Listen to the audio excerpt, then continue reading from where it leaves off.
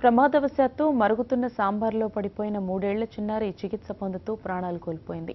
ఈ ఘటన తూర్పుగోదావరి జిల్లాలో జరిగింది. ప్రతిపాడు మండలం లంపకలోవలో ప్రభుత్వ పాఠశాలలో స్థానికురాలైన మంగయ్యమ్మ మధ్యాహ్న భోజన నిర్వాహకురాలిగా పనిచేస్తోంది.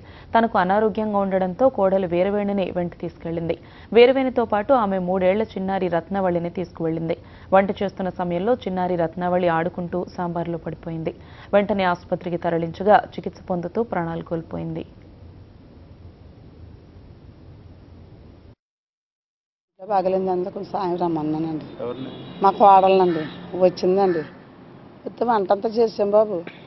అక్కడ ఆ పులుసు సాంబార్ దాకా దించి ఇలా మూతకని వెళ్తున్నానండి. ఇలాగల్లా పిల్ల ఇంకొక 2 పిల్లలు ఉన్నారు అక్కడ ఆడుకుంటా మరి ఎలా ఉరికి పడిపోయిందండి.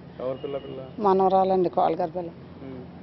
గబుకమంటే ఆ పిల్లలు లేక తీసి ఇలా నుంచి పడిచారండి. గబగబగా అలా పీకేసి బట్టలు పీకేసి హాస్పిటల్ తీసుకెళ్ళాను.